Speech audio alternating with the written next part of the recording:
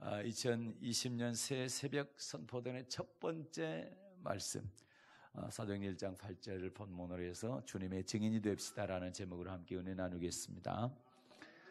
네. 그러면 주님의 증인이 됩시다 했는데 주님의 증인이 되려면 어떻게 해야 되느냐? 첫째, 성령을 받고 권능을 받아야 됩니다. 성령 받고 권능을 받아야 주님의 증인이 될 수 있습니다. 사도행전 1장 8절 다시 읽겠습니다. 받으려 읽습니다. 오직 성령이 너희에게 임하시면 너희가 권능을 받고, 아멘. 성령이 너희에게 임하시면 너희가 권능을 받고, 성령이 임하면 권능을 받습니다. 여기서 성령의 권능은 일반적으로 생각하는 능력, 귀신을 쫓아내거나 병을 고치거나 그게 아니고요. 이거는 성령 받기 전에도 예수님께서 전도를 제자들 보낼 때 이미 그런 권능은 주셨어요. 마태복음 10장 1절 보겠습니다. 그래서 그 권능하고 이거하고는 약간 차이가 있어요. 네, 마태복음 10장 1절 읽겠습니다.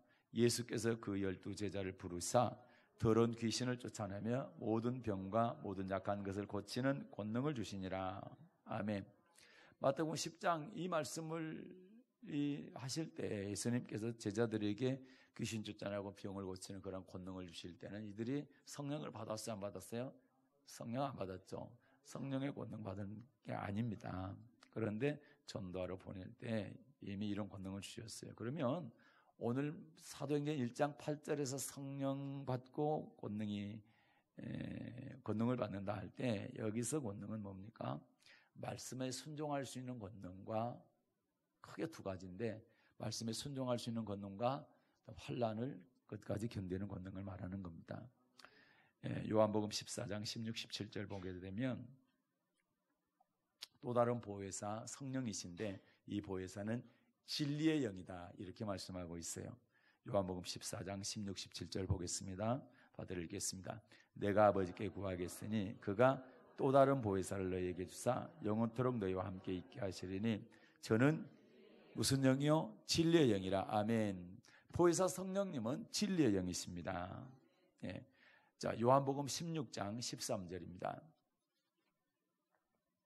요한복음 16장 13절 받아 읽겠습니다. 그러하나 진리의 성령이 오시면 그가 너희를 모든 진리 가운데로 인도하시리니 그가 자유로 말하지 않고 오직 듣는 것을 말하시며 장래일을 너희에게 알리시리라. 아멘.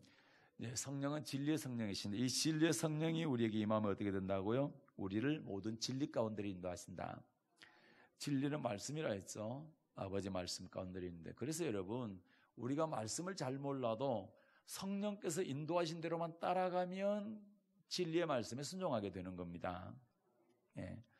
그래서 왜 그렇게 성령이 중요하냐라고 할 때 사도들의 사역은 말이죠, 예수님의 사역과 같아요. 예수님의 사역하시던 것을 사도들에게 맡기셨어요. 그리고 맡기고 나서 너희들이 내가 한 것도 하게 될 텐데 나보다 더 큰 일도 하게 될 것이다. 나보다 더 큰 일을 하게 되는 것은 성령이 오시면, 너희에게 성령이 임하면 그 권능을 받고 그렇게 될 것이다. 그렇게 말씀하신 거예요. 요한복음 14장 12절입니다. 요한복음 14장 12절 받들어 읽겠습니다. 내가 진실로 진실로 너희에게 이르노니 나를 믿는 자는 나의 하는 일을 저도 할 것이요 또한 이보다 큰 것도 하리니 이는 내가 아버지께로 가면이라. 아멘. 예수님께서 아버지께로 가고 제자들만 남아있으면 예수님보다 더 큰 일을 할 수 없죠. 그런데 아버지께로 가서 누구를 보내요? 그래, 보혜사 성령.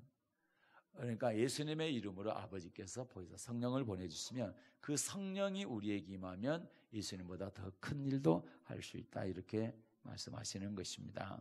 그래서 예수님은 내가 떠나가는 것이 너희에게 오히려 유익이다.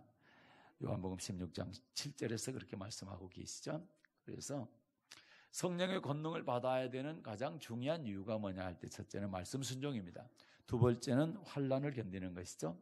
자, 왜 예수님께서 제자들에게 성령 받기 전에는 절대로 예루살렘 떠나지 말고 그게 임하면 권능 받고 떠나라 그랬을까?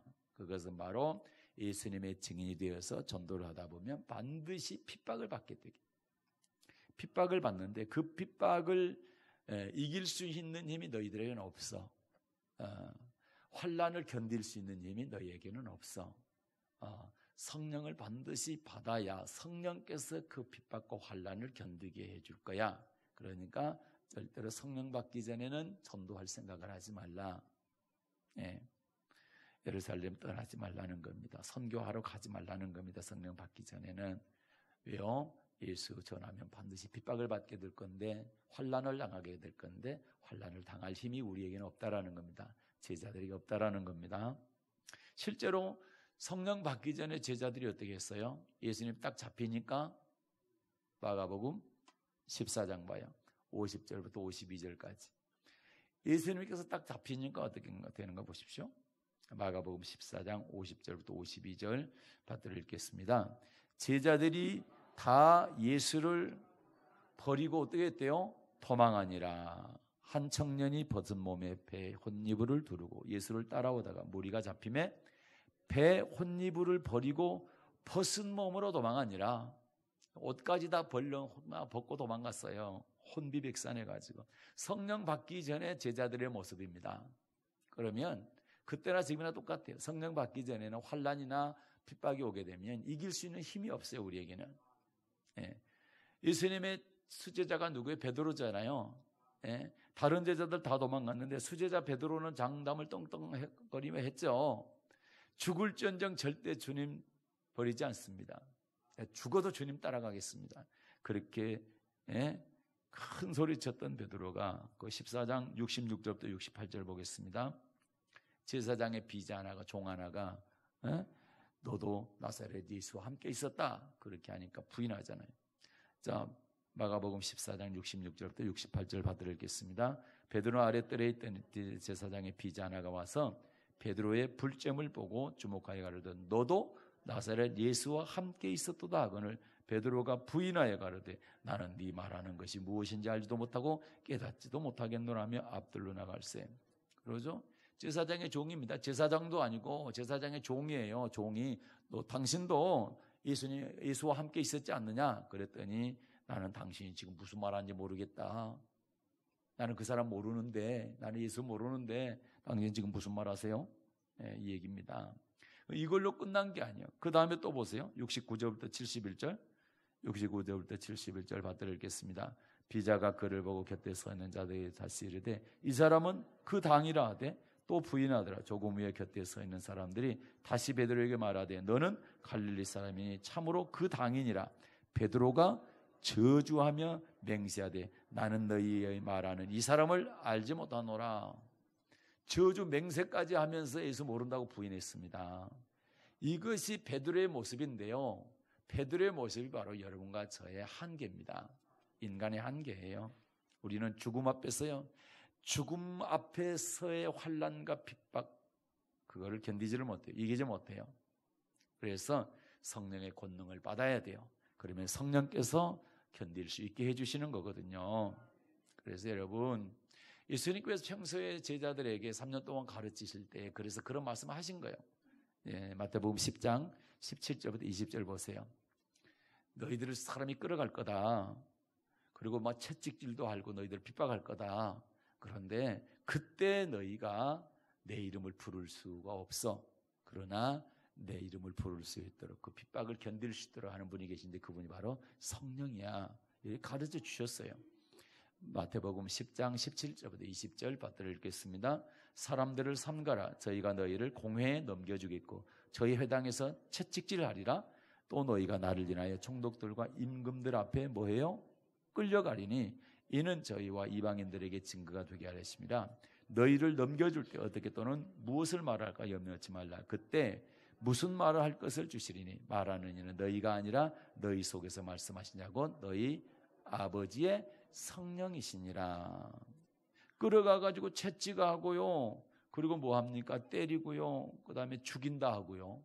이렇게 할 때에 그래도 나는 예수 믿는다. 이렇게 말할 수 있는 힘이 네가 아니고 네 속에 거하는 아버지의 성령이다. 이렇게 말씀하는 겁니다. 여러분 사도행전 7장에 보게 되면 스데반 집사님이 나오잖아요. 이 스데반 집사님이 유대인들 앞에서 설교를 하게 됩니다.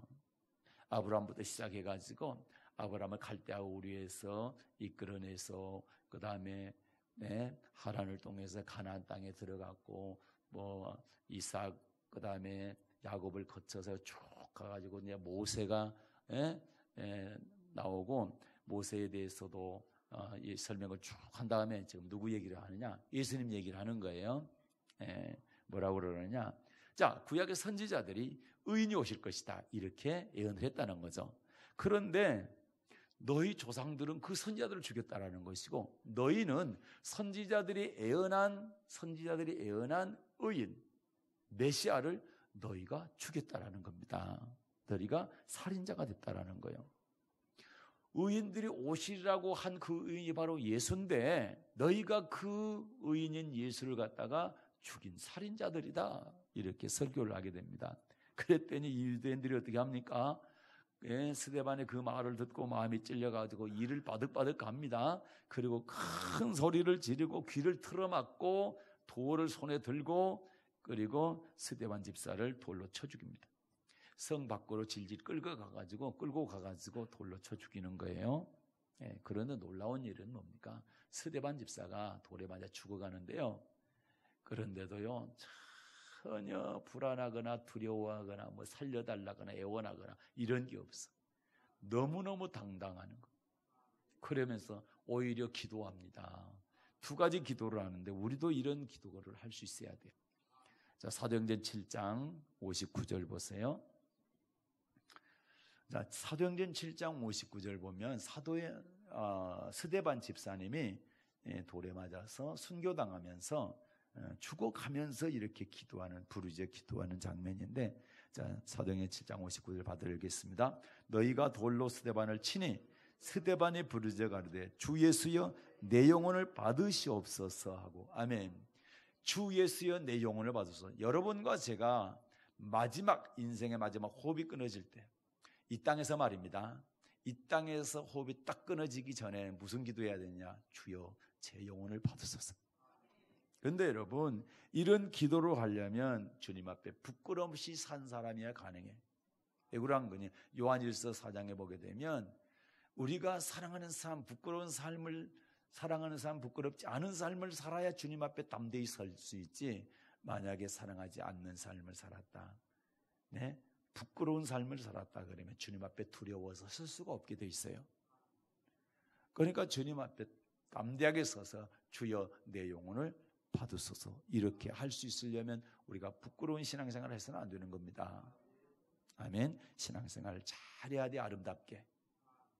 그래서 마지막 저와 여러분의 기도가 주님 제 영혼을 받아주십시오 이렇게 하시기를 바랍니다. 스데반이 이 기도를 하고요. 또 하나 기도 더 하나 있어요. 뭡니까? 여기 봐요. 54절부터 54절부터 몇 절까지 봐야 됩니까?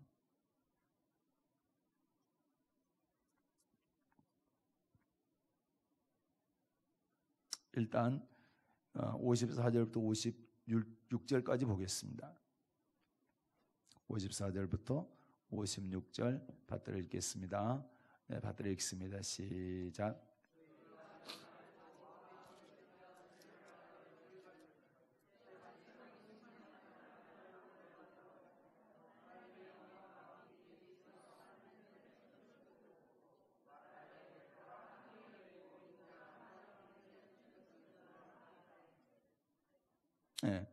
그리고 59절에서 주 예수여 내 영혼을 받으소서 이렇게 하고 60절이 있네요. 60절 받들어 읽겠습니다. 무릎을 꿇고 크게 불러 가로되 주여 이 죄를 저들에게 돌리지 마옵소서 이 말을 하고 자니라. 아멘. 주여 이 죄를 저들에게 돌리지 마옵소서. 자기들을 죽이는 사람을 하나님께 기도합니다. 이 죄를 저들에게 돌리지 말고 용서해 달라는 건데, 이런 기도를 우리가 할 수 있느냐 할 때 이런 기도를 할 수 있어야 됩니다. 그러니까 우리는 여러분 신앙생활 할 때 조그만 것에 벌벌 떨면서 두려워하고 그리고 조그만 것에 아웅다웅 다투면서 싸우고 그러지 말자는 거예요. 그거는 찌질한 신앙이요. 무슨 신앙이요? 찌질한 신앙. 우리는 여러분 스데반 집사님처럼 순교자의 신앙을 가져야 돼요. 순교할 수 있는 신앙. 그 담대한 신앙입니다. 절대로 예수 외에는 절대 두려워하지 않는 거예요. 진짜 두려운 건 예수님이 두려운 거죠. 왜? 그러고는 심판자이기 때문에.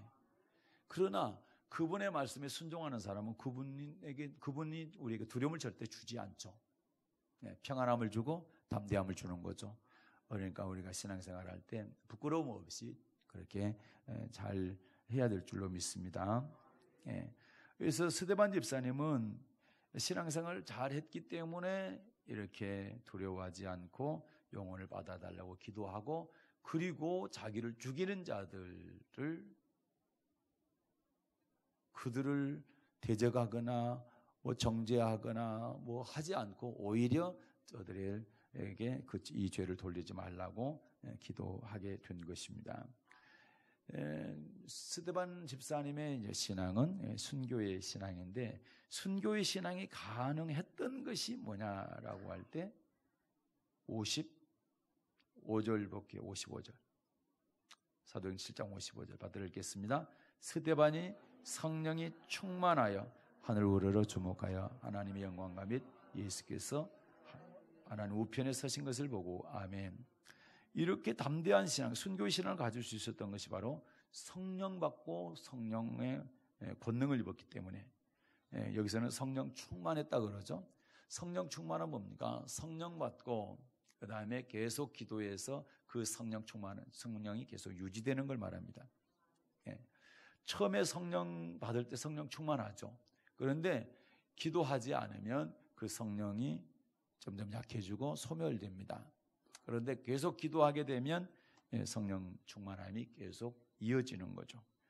그래서 이 스데반 집사님은 성령이 충만했어요. 성령이 충만하니까 돌로 치는 사람들이 보인 게 아니라 누가 보이냐? 하나님 보좌가 보이고 하나님 보좌 우편에 예수님이 보인 거예요. 그게 바로 56절이죠. 54절 하반절에 보면 하늘을 우러러 주목하여 하나님의 영광과 및 예수께서 하나님 우편에 서신 것을 보고 말하되 보라 하늘이 열리고 인자가 하나님 우편에 서신 것을 보노라. 그 영안이 열리죠. 그래서 하나님 보좌가 보이고 하나님 보좌 우편에 예수님이 보이는 겁니다. 우리가 바울 사도는 뭐 우리가 잘 아는 것처럼 유럽을 세 바퀴 돌면서 전도를 했던 기독교 역사상 최고의 전도자였어요. 그런데 바울의 전도의 일정을 보게 되면 전부가 죽음의 일정입니다. 다시 말해서 바울이 가는 곳마다, 복음을 전하러 가는 곳마다 바울을 죽이려고 하는 사람들이 드글드글거렸어요. 바울의 목숨을 노리는 사람들이 널려 있었어요. 한 군데만 볼게요. 사도행전 14장 19, 20절입니다. 사도행전 14장 19, 20절 받들어 읽겠습니다. 유대인들이 안디옥과 이고니온에서 와서 무리를 초인하여 돌로 바울을 쳐서 죽은 줄 알고 성 밖에 끌어 내치니라. 제자들이 둘러섰을 때 바울이 일어나 성에 들어갔다가 이튿날 바나바와 함께 더베로 가서 아멘.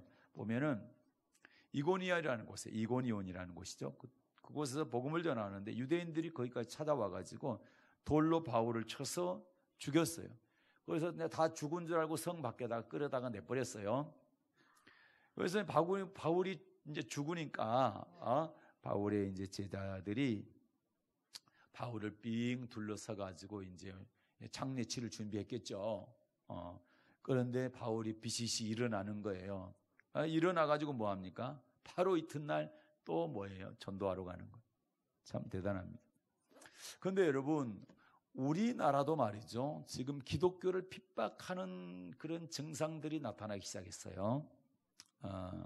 그런 핍박하는 법률들을 지금 계속 만들어내려고 하고 있고, 그 다음에 지금 뭐 2년 전부터 종교인 가세를 이렇게 시행하고, 종교인 가세가 딱 시행되니까 교회에다가 지금 교회 재정장부를 제출하라고 경찰에서 여러 교회들에게 지금 얘기를 하고 있어요.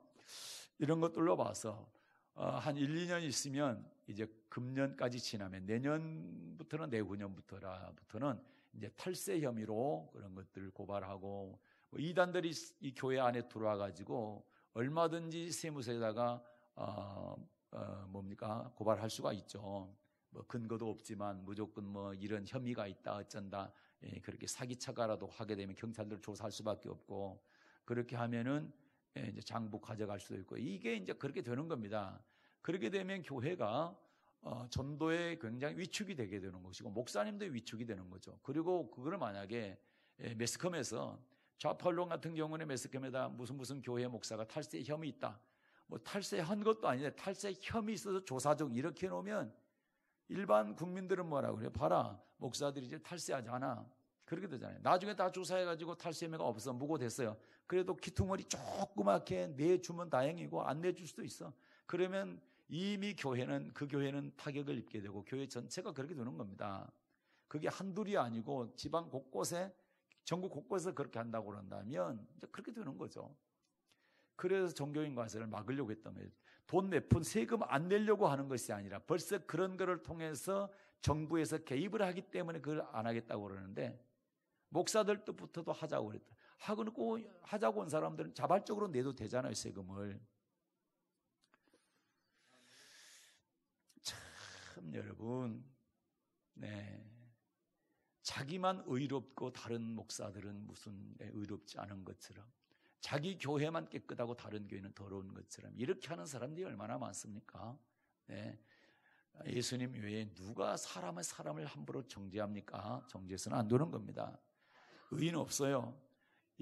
하나님께서 가장 의롭다고 얘기했던, 정직하다, 순전하다, 가장 의롭다고 얘기했던 욥이라는 사람도 나중에 하나님의 전지전능하심을 알고 하나님의 어마어마한 광대하심, 넓으심, 기쁘심, 높으심을 알고 무릎 탁 꿇고 회개하잖아요. 하나님이 인정한 의인도 회개했습니다. 그런데 우리 같은 사람들 하나님 앞에 의롭다고 할 수 있는 자격이 한 사람도 없어요. 여러분, 차별금지법을 자꾸만 만들어내려고 그러는데, 차별금지법 얼마나 좋습니까? 차별하면 안 되죠. 금지해야죠. 그런데 그 안에 독소조항이 있는데, 그 독소조항이 기독교가 타깃입니다. 기독교가. 여러분, 만약에 지금 저 사람들이 만들어내려고 한 차별금지법이 그대로 통과가 된다고 한다면, 종교차별금지, 그 다음에 성차별금지, 이게 있는데, 성은 성소수자들 얘기하는데, 성소수자, 저들이 말을 그렇게 만들어내서 그랬지, 성경에서 말하는, 성경에서 말하는 성소수자는 동성연애자들입니다. 동성연애자들이에요. 동성애라는 단어도 저 사람들 써도 안 돼. 동성연애, 동성성행위자들이에요.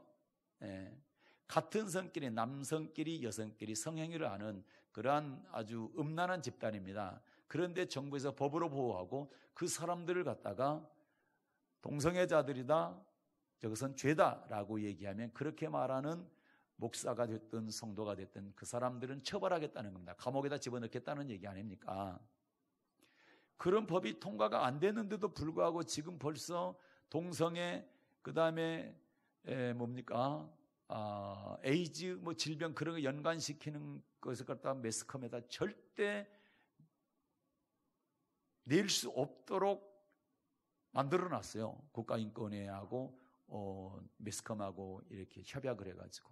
그러니까 벌써 정부에서 압력을 넣어놓은 거죠. 동성애 또는 에이즈 이런 것들을 갖다가 기사에다 쓰지도 못하게 하고 언론에서 말도 못하게 합니다. 그렇게 말을 하면 혐오자들이라고 얼마나 공격을 하는지 몰라요. 그리고 매스컴 같은 경우는 제재를 합니다. 참, 그리고 이제 종교차별 부분인데, 예수만이 구원자다, 마음의 신하 석가나는 구원자가 아니다, 이렇게 얘기하면 종교차별이라고 가지고 그 사람도 감옥에 넣겠다는 겁니다. 이런 법들을 만들어내려고 그래. 지금 한두 번 지금 시도했습니까? 시도할 때마다 기독교인들이 벌떼같이 일어나서 막아내서 그냥 망정이지, 그대로 놔뒀더라면 지금 여러분과 저는 밖에 나가서 전도도 못해요. 그리고 예수만 구원자라고 말도 못해요.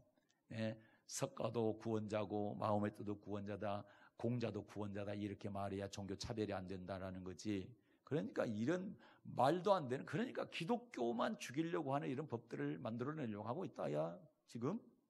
그런데도 정신을 못 차리고 이상한 소리 하면 안 된다라는 거지. 그리고 말이죠. 북한을 방문하게 되면 북한에 간 사람은 무조건 제일 먼저 방문해야 될 곳이 있어. 어딥니까? 김일성이하고 김정일이하고 미라로 그 시체를 갖다 미라 만들어가지고 놔둔 무슨 뭐 무슨 금수산 궁전인가? 금수산 태양궁전 거기 가서 참배해야 돼요. 그러면 여러분 보세요. 죽은 시체한테 참배하면 우리 일제시대 신사 참배했잖아. 우상숭배라는. 그때 당시에 우상숭배 아니라고 그랬지만 해방 이후에 그 우상숭배라고 다 얘기했잖아요. 그러면 죽은 시체한테 그것들 신으로 생각하고 그것들한테 참배해야 되는데 절해야 되는데 그거 우상숭배 아니냐 이 말입니다. 우리나라 만약에 공산화되면 김일성이 김정일이 그 죽은 시체 앞에 가가지고 금수산 태양궁전 가가지고 참배해야 되는데 정신 빠졌어. 목사들부터 정신 빠졌다고. 일제시대 신사 참배는 뭡니까? 우상숭배고 김일성이 김정일이한테 참배하는 거는 우상숭배 아니에요? 만약에 목사들이 북한 가가지고 거기서 참배했다고 그러면 그거 우상숭배 아니냐고. 수많은 목사들이 갔다고 그러는데 북한 가면 당연히 거기서 참배해야 된다라는데 그랬냐 이 말이요. 그거 따져봐야 될 일이요. 물론 하나님께서 하시겠지만 정신 차려야 됩니다. 정신 차려야 돼요. 그러면 여러분 만약에 우리나라가 공산화가 돼가지고 김일성이 앞에 그 궁전 가가지고 만약에 참배해라. 참배 안 하면 너 정치범 수용소 끌려가든지 뭐 총살시키겠다 하면은 우리 거절해야 되잖아. 거절해야 되잖아요. 그걸 거절해서 일제시대 때 주기철 목사님과 손양아 목사님들이 감옥에 갔고 주기철 목사님은 감옥에서 순교당했잖아요. 우리도 그래야 되잖아요. 그럼. 이게 남의 일이 아니고 우리 일입니다. 우리 일. 그러면 정신 바짝 차려야지. 믿습니까? 그러면 그걸 거절할 수 있는 힘이 우리에게는 없다는 거예요. 총 앞에서 두려워서 참배한다라는 거지. 그런데 두려워하지 않고 참배 안 할 수 있는 힘이 어디서 나오느냐? 성령의 힘이다 이 말입니다. 성령의 권능이다 이 말입니다. 나 죽여라. 절대 참배 안 한다. 절할 수 없어. 김일성이한테 어떻게 하냐. 나는 하나님한테밖에 절할 수 없어. 이렇게 하면 죽임을 당하더라. 그게 순교다 이 말입니다. 기독교 역사는 그런 역사예요. 그러니까 우리가 정신 차려야 되는 거야. 기도도 많이 해야 되고. 믿습니까? 네. 그래서 여러분 예수님은 사도들에게 예루살렘 절대로 떠나지 말고 이거 받을 때까지 기다리라. 그게 뭡니까? 성령입니다. 아멘. 그래서 성령을 받아야 권능을 받고 그러면 하나님의 말씀에 순종할 수 있고 또 하나는 환난을 끝까지 견딜 수가 있다. 그 다음에 두 번째는 주의 증인이 되려면 첫째는 성령을 받아야 되고 두 번째는 예수는 그리스도라고 전해야 됩니다. 사도행전 5장 42절 1장 8절을 사도행전 1장 8절을 읽고 그거 읽어야 되거든요. 사도행전 1장 8절 읽겠습니다. 오직 성령이 너에게 말씀을 너에게 권능을 받고 예루살렘과 온 유대와 사마리아 땅까지 이르러 내 증인이 되리라. 아멘. 권능 받고 난 다음에 뭐 해라? 예루살렘 온 유대 사마리아 땅까지 내 증인 전도하라 이 말입니다. 주님의 증인. 이 내 증인 되라는 얘기는 예수는 그리스도라고 전하라는 것입니다. 사도행전 5장 42절입니다. 받아 읽겠습니다. 저희가 날마다 성전에 있든지 집에 있든지 예수는 그리스도라 가르치기와 전도하기를 쉬지 아니하니라. 아멘. 그래요. 예수는 그리스도라고 가르치는 것과 전도하기를 쉬지 않다. 그러면 우리가 전해야 될 건 뭐냐? 전해야 될 내용이 예수가 그리스도입니다. 이렇게 전하라는 얘기입니다. 예수가 그리스도라는 얘기는 예수가 구원자입니다. 이렇게 전하라는 얘기죠. 그런데 구원자는 두 가지 자격이 있습니다. 우리 예심에 잘 나와 있는데 두 가지 자격이 있어야 된다. 하나는 죄인은 죄인을 절대 구원할 수 없다. 그래서 죄가 없는 분이어야 되는 거예요. 그런데 이 땅에 남자와 여자로 태어난 모든 사람은 아담의 후손이기 때문에 죄가 있어서 절대 구원자가 될 수 없습니다. 그러나 예수님은 남자가 아닌 여자의 자궁만 빌렸어요. 그리고 성령 하나님께서 잉태시켰어요. 그래서 이분은 하나님이십니다. 그래서 인간의 후손이 아니기 때문에 사람은 사람이지만 처녀의 몸으로 태어났고 성령을 통해서 잉태되어서 났기 때문에 하나님이시고 이분은 죄가 없는 분이다. 죄가 없는 분이 죄인을 구원할 수가 있는 것이지 죄인은 죄인을 구원할 수가 없다라는 것이고, 또 하나는 죽음의 문제를 해결할 수 있어야 되는 겁니다. 죽음의 문제. 어떤 인간도 죽음을 해결하는 사람이 없어요. 뭐 석가도 마호메트도 어떤 종교의 창시자도 죽음을 해결하는 사람이 없어요. 자기들도 죽어가지고 무덤 속에 있어. 아직도 수천 년이 지났어도 무덤 속에 있다는 얘기는 죽음을 못 이겼다는 얘기고 해결하지 못했다는 얘기입니다. 죽음을 해결하지 못한 사람은 구원자가 될 수가 없어요. 그런데 유일하게 사람의 모습으로 오셔서 하나님이셨던 예수님만 부활하셨습니다. 죽으셨는데 3일 만에 다시 살아나셨어요. 그리고 하늘에 오르셨어요. 그래서 다시 말해서 죽었지만 죽음을 이기고 부활하셨기 때문에 죽음 문제를 해결하고 부활하셨어요. 다시 살아나셨기 때문에 그분만이 구원자가 될 수가 있습니다. 여러분, 죽어있는 교주들 그런 종교 믿어봐야 당신도 죽어서는 그대로 있어. 죽음 문제 해결 못해. 그리고 예수님 재림할 때 지옥 가. 심판의 부활, 지옥 부활 해가지고. 그러나 기독교를 믿게 되면, 예수를 믿게 되면 부활하신 예수님께서 그에게 붙은 자 반드시 부활시킨다. 그 부활은 생명의 부활입니다. 생명의 부활. 그래서 기독교만이 참 진리다. 그래서 우리는 예수만이 구원자 그리스도라고 전해야 됩니다. 사도행전 4장 12절입니다. 받아 읽겠습니다. 다른 이로서는 구원을 얻을 수 없나니 천하인간의 구원을 얻을 만한 다른 이름을 우리에게 주신 일이 없습니다. 아멘. 예수님 이름 외에 구원자로서 우리에게 하나님께 주신 적이 없어. 그런데 종교 통합이다, 무슨 평화다, 뭐 이런 미명하에 다른 종교에도 구원이 있다, 이렇게 말하는 사람들은 전부 가짜입니다. 거기는 거짓 선지자들이요. 거기에 걸려들게 되면 그 사람도 지옥 가지만 거기 걸려 들어간 성도들도 다 지옥 간다. 어떻게 예수 외에 다른 데가 구원이 있습니까? 그건 다 사이비 종교지. 그거는 기독교도 아니고 그거는 목사도 아니요.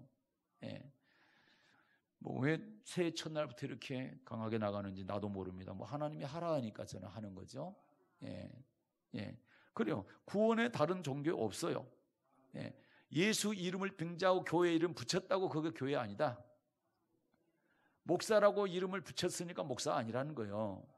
어떻게 예수 외에 다른 구원이 따라도 구원이 있다고 하는데 그게 목사냐고. 그거는 마귀의 종이지 하나님의 종이 아니란 얘기죠. 그래서 여러분, 우리가 복음을 전하는 것, 예수가 그리스도라고 전하는 것은 하나님의 명령이기 때문에 우리는 또 꼭 전해야 되는 것입니다. 그리고 예수만이 구원자이기 때문에 지옥 갈 영혼들 보면 불쌍한 마음을 여기고 그 사람들을 꼭 천국 보내기 위해서는 우리가 복음을 전해야 되는 것이다. 그래서 뭐 어디입니까? 누가복음 15장에 보게 되면 아버지가 가장 기뻐하시는 사건이 있죠. 그거는 바로 잃어버린 양을 다시 찾았을 때, 그리고 잃어버린 드라크마를 찾았을 때, 그 다음에 집 나갔던 아들이 돌아올 때. 이 얘기는 무슨 얘기냐? 잃어버린 영혼 구원이 이루어질 때 하나님은 가장 기뻐하신다는 사실입니다. 그래서 우리가 예수가 그리스도라고 전하는 것을 하나님은 가장 기뻐하신다는 사실을 우리는 꼭 기억해야 될 줄 믿습니다. 그래서 예수님의 마지막 명령이 뭡니까? 마가복음 16장 15절에 보면 또 가라사대 너희는 온 천하에 다니며 만민에게 복음을 전파하라. 거기 보고 마칠게요. 마가복음 16장 15절 받들어 읽겠습니다. 또 가라사대 너희는 온 천하에 다니며 만민에게 복음을 전파하라. 그러면 제자들한테 이 명령을 하셨는데 제자들이 어떻게 했대요? 마가복음 16장 20절 보세요. 마가복음 16장 20절 시작. 제자들이 나가 두루 전파할세. 아멘. 예수님의 명령을 듣고 제자들이 나가서 두루두루 전파했지요. 그랬더니 어떻게 했대요? 주께서 함께 역사하사. 네, 주님의 명령을 듣고 밖에 나가서 두루두루 전파했더니 뭐 했다? 주님께서 함께 역사하셨다. 네, 주님께서 함께 하시면 되는 겁니다. 함께 하시면. 주님께서 역사하시니까 어때요? 네, 표적도 보여주고 확실하게 하나님의 말씀을 증거하게 하시더라. 네, 말씀을 마칩니다. 자, 예수님께서 승천하기 직전에 사도들에게 명하신 건 성령 받을 때까지 예루살렘 떠나지 말고 기다려라. 그리고 성령이 임하면 권능 받고 땅 끝까지 내 증인이 되라. 그래서 이 말씀대로 제자들은 마가의 다락방에서 120명 모여가지고 기도합니다. 그렇게 하게 될 때에 사도행전 2장에서 성령이 임하게 되죠. 이 성령이 임하니까 사도들이 나가서 복음을 전하기 시작합니다. 그런데 베드로와 제자들이 예수님 잡혀갈 때에 성령 받기 전에는 다 도망갔잖아요. 부인했잖아요. 저주했잖아요. 맹세하고. 그런데 성령 받고 난 다음에는 누가 뭐라고 해도 끄떡없습니다. 죽인다 해도 감옥에 집어넣어도 나오면 또 전하고, 죽인다고 협박해도 또 전하고 그러게 되죠. 성령 받은 이후에는 전혀 달라지죠. 그래서 우리가 순교할 수 있는 신앙은 성령 받고 성령이 충만해야 가능하다. 그러니까 예수님의 증인이 된다는 얘기예요. 증인이란 단어가 사도행전 1장 8절에 증인이란 단어의 뜻에가 순교라는 뜻이 들어있어요. 그래서 예수님을 증거하게 되면 핍박을 받다.